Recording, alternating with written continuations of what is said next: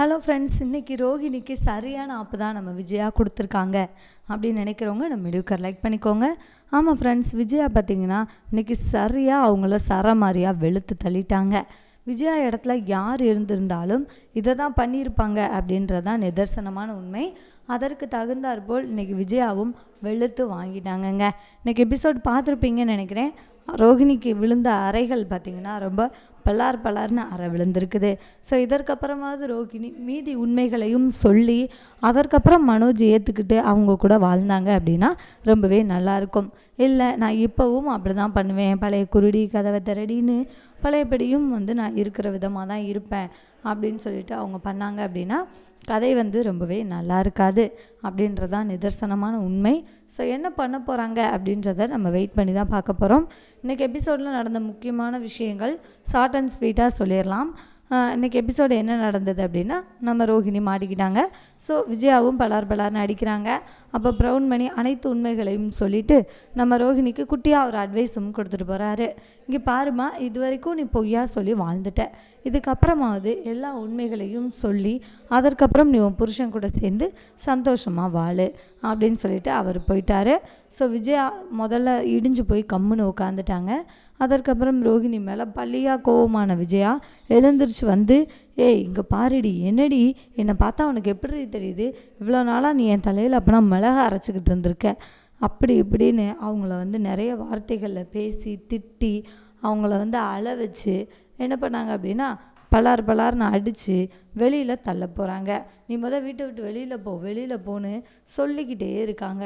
ஆனால் ரோஹிணி, நான் போகவே மாட்டேன், அப்படிலாம் என்னால் மனோஜை விட்டுட்டு போக முடியாது அப்படின்ற மாதிரி சொல்லி பிரச்சனை பண்ணுறாங்க. நம்ம விஜயா நீ போய் தான் ஆகணும், நீ இந்த வீட்டில் இருக்கிறதுக்கு உனக்கு தகுதியே கிடையாது, நீ கண்டிப்பாக இந்த வீட்டை விட்டு போய் தான் ஆகணும் அப்படின்னு சொல்லிட்டு அவங்களும் அப்படியாக இருக்கிறாங்க.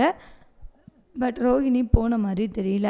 அவங்க கொஞ்சம் சத்தம் போடுறாங்க, என்னால் முடியாது, நீங்கள் என்னை எப்படி வெளியில் அனுப்பலாம், அதெல்லாம் என்னால் முடியாது, நான் போக மாட்டேன் அப்படின்னு சொல்லிட்டு அவங்களும் எவ்வளவோ தூரம் போராடி பார்க்குறாங்க.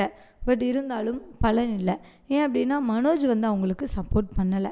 மனோஜ் சப்போர்ட் பண்ணார் அப்படின்னா எந்த விதமான பிரச்சனையுமே கிடையாது. பட் மனோஜ் சப்போர்ட் பண்ணாதனால இவங்களுக்கு பிரச்சனைகள் கண்டிப்பாக தீவிரமாகுது அப்படின்றது தான் நிதர்சனமான உண்மை. ஏன்னா அவர் எப்போவுமே தன்னுடைய அம்மா பேச்சா மட்டும்தான் கேட்பார் அப்படின்றது நமக்கே ரொம்ப நல்லா தெரிஞ்ச விஷயந்தான். ஸோ அதுபடி தான் இந்த விஷயத்துலேயும் மனோஜ் நடந்துக்கிறாரு. நான் இவ்வளோ நாளாக எப்படிப்பட்ட ஒரு ஆள் கூட வாழ்ந்துக்கிட்டு இருக்கேனே எனக்கு தெரியலை அப்படின்னு சொல்லி அவர் ரொம்பவே வருத்தமாக சொல்கிறாரு.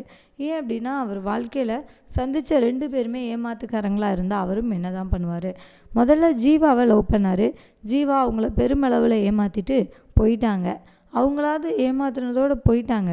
பட் ரோஹிணி கூடவே இருந்து என்ன பண்ணுறாங்க, அவங்கள கஷ்டப்படுத்துகிறாங்க. ஸோ இதை மனோஜால் தாங்கிக்கவே முடியல. மனோஜ் மனதளவில் ரொம்பவே உடைஞ்சு போயிருக்காரு. ஸோ மனோஜை விட விஜயா தான் பெருமளவில் உடைஞ்சு போயிருக்காங்க.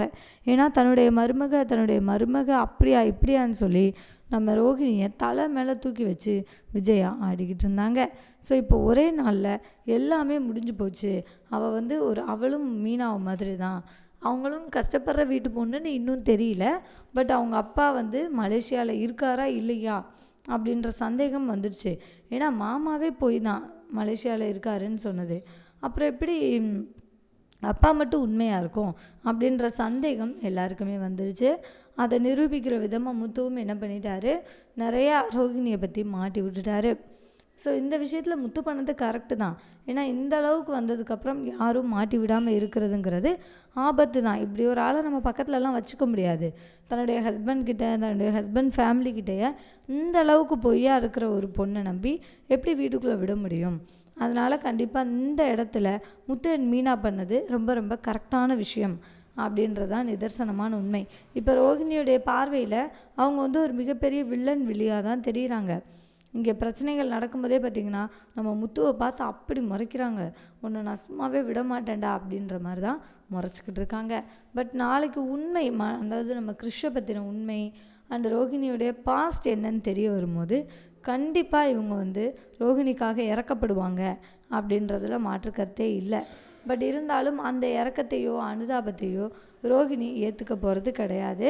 ரோகிணியை பொறுத்த வரைக்கும் அவங்க விருப்பப்படி அவங்களுடைய சுயமரியாதையோடு வாழணும் அப்படின்னு நினைக்கிறாங்க. பட் அவங்க அப்படி வாழலை. அதற்காக என்ன வேணாலும் பண்ணலாம் அப்படின்னு சொல்லி வாழ்கிறது ரொம்ப ரொம்ப தவறான விஷயம். அப்படி ஒரு விஷயத்தை தான் ரோகிணி கையில் எடுத்து அதுபடி வாழ்ந்துக்கிட்டு இருக்காங்க. ஸோ இது ரொம்ப ரொம்ப தவறான விஷயன்றத அவங்க சீக்கிரமாகவே புரிஞ்சுக்கிட்டாங்க அப்படின்னா எபிசோட் பார்க்குறதுக்கு ரொம்பவே நல்லாயிருக்கும். பட் அவங்க புரிஞ்சுக்கிற மாதிரி தெரியல. என்ன நடக்க போகுது அப்படின்றத நம்ம வெயிட் பண்ணி தான் பார்க்க போகிறோம். ஸோ நாளைக்கு எபிசோட் ஸ்டார்டிங்லேயே வந்துட்டு விஜயா என்ன பண்ணுறாங்கன்னா ரோகிணியை கழுத்தை பிடிச்சி வெளியில் தள்ளுறாங்க. அண்ணாமலை எவ்வளவோ சொல்கிறாரு, வேண்டாம் விஜயா விடு விடு விடுன்னு எவ்வளவோ சொல்கிறாரு. பட் இருந்தாலும் விஜயா கேட்கவே இல்லை. ஏன்னா இதில் பெருமளவு ஏமாந்தது அவங்க தான் இல்லையா.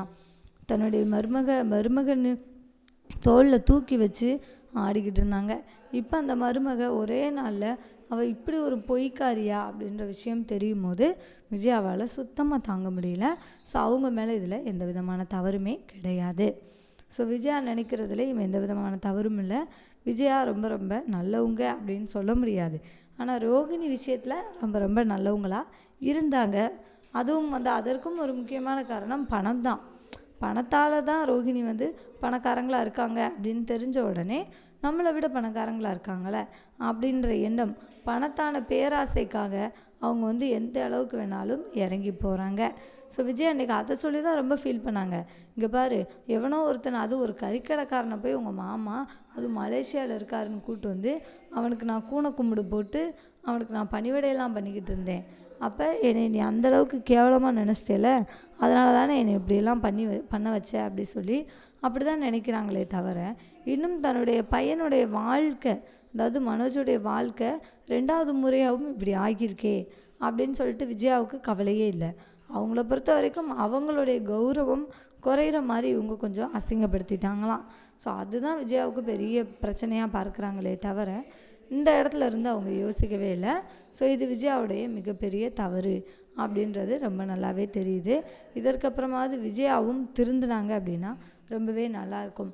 ஏன் அப்படின்னா இது நாள் வரைக்கும் நம்ம மீனாவை போட்டு ஒரு அடிமை மாதிரி யூஸ் பண்ணிக்கிட்டு அவங்கள தகாத வார்த்தைகளில் திட்டிக்கிட்டு இந்த மாதிரி வேலையை தான் விஜயா பார்த்துக்கிட்டு இருந்தாங்க.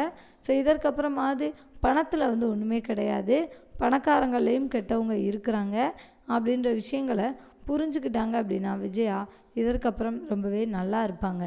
இல்லைன்னா ரோகிணி மாதிரி ஆட்கள்கிட்ட மாட்டிக்கிட்டு ரொம்பவே கஷ்டப்படுவாங்க அல்லது மனவேதனைப்படுவாங்க அப்படின்ற விஷயம் இதுக்கப்புறமாவது அவங்களுக்கு புரியும் அப்படின்றத நம்ம உணர்கிறோம். ஸோ இப்போ இதற்கப்புறம் ரோகிணி என்ன பண்ண போகிறாங்கன்னு பார்த்தீங்கன்னா டைரெக்டாக அவங்க அம்மா வீட்டுக்கு தான் போக போகிறாங்க. வேறு வழி கிடையாது. அந்த வீடுக்கும் இவங்க தான் ரெண்ட் கொடுத்து இங்கே பக்கத்தில் தான் வச்சுருக்காங்க அப்படின்றதுனால இப்போ அவங்களுக்கு எந்த விதமான பிரச்சனையும் கிடையாது. ஒன்று அங்கே போவாங்க, அப்படி இல்லைன்னா நம்ம வித்யாவை பார்க்குறதுக்கு கண்டிப்பாக போக போகிறாங்க. வித்யா இவங்களுக்கு எல்லா வகையிலையுமே சப்போர்ட்டாக இருந்த ஒரு ஆள். ஸோ வித்யாவே பல தடவை சொல்லியிருக்காங்க, நீ பண்ணுற விஷயங்கள் ரொம்ப ரொம்ப ரிஸ்க்குடி, நீ பேசாமல் உண்மைகளெல்லாம் சொல்லி நீ சரண்டர் ஆகிரு அப்படின்னு சொல்லிட்டு எத்தனையோ விஷயங்களில் சொல்லியிருக்காங்க. பட் இருந்தாலும் இவங்க கேட்கவே இல்லை. அதுதான் இப்போ மிகப்பெரிய பிரச்சனை அப்படின்றது நமக்கே ரொம்ப நல்லா புரியுது.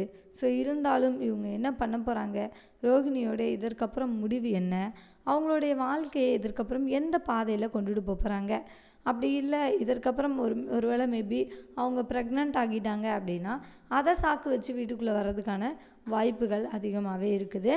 ஏன்னா கதை ரோகிணி இந்த வீட்டுக்குள்ளே இல்லைன்னா கதை கிடையாது அப்படின்றது தான் நிதர்சனமான உண்மை. ஸோ இந்த உண்மைகள் தெரிஞ்சதுக்கப்புறம் ரோகிணி வீட்டுக்குள்ளே வர்றதுக்கு ஒரு சரியான காரணம் கதையில் நடந்தே தான் தீரணும். ஸோ என்ன நடக்க போகுது, டைரக்டர் என்ன முடிவு எடுக்க போகிறாரு, ரோகிணியை திரும்ப இந்த வீட்டுக்குள்ளே எப்படி கொண்டு வர போகிறாரு அப்படின்றத நோக்கி தான் எபிசோடு நகர்ந்துக்கிட்டு இருக்குது. ஸோ நாமளும் அவளோட எதிர்பார்த்துக்கிட்டு இருக்கோம். ரோகிணி மாட்டின எபிசோடு ரொம்பவே விறுவிறுப்பாக கொண்டு போகாமல் கொஞ்சம் சப்பையாக முடிச்சிட்டாங்க அப்படின்ற வருத்தம் இருந்தாலும் ஓகே மாட்டிட்டாங்கல்ல அப்படின்ற திருப்தி இருக்குது. ஸோ என்ன நடக்க போகுது அப்படின்றத நம்ம வெயிட் பண்ணி பார்க்கலாங்க. தேங்க்யூ ஃபார் வாட்சிங். இந்த வீடியோ உங்களுக்கு பிடிச்சிருந்துச்சுன்னா மறக்காமல் லைக் பண்ணிக்கோங்க. நம்ம சேனலில் நீங்கள் இன்னும் சப்ஸ்கிரைப் பண்ணலையா, மறக்காமல் சப்ஸ்கிரைப் பண்ணிக்கோங்க. கூடவே பக்கத்தில் இருக்க பெல் ஐக்கானையும் கிளிக் பண்ணிக்கோங்க. ஸோ இந்த சீரியலில் இன்றைக்கி நடந்த முக்கியமான விஷயங்கள் என்ன அப்படின்றத பற்றி நீங்கள் தெரிஞ்சிட்ருப்பீங்கன்னு நினைக்கிறேன். ஸோ உங்களுக்கு இந்த சீரியலில் பிடிச்ச விஷயங்கள் அண்ட் பிடிக்காத விஷயங்கள் என்ன அப்படின்றத கமெண்ட்டில் சொல்லுங்கள். ஸோ உங்களுக்கு எந்த பேர் எந்த கப்பிள் யாரை ரொம்ப பிடிக்கும் அப்படின்றதையும் கண்டிப்பாக கமெண்ட்டில் சொல்லுங்கள். ஸோ எனக்கு ரொம்ப பிடிச்ச பேர் யார் அப்படின்னு சொல்லி பார்த்தீங்கன்னா நம்ம முத்து அண்ட் மீனா. ஸோ இவங்க தான். உங்களுக்கு யாரை பிடிக்கும் அப்படின்றத கமெண்ட்டில் சொல்லுங்கள். தேங்க்யூ ஃபார் வாட்சிங்.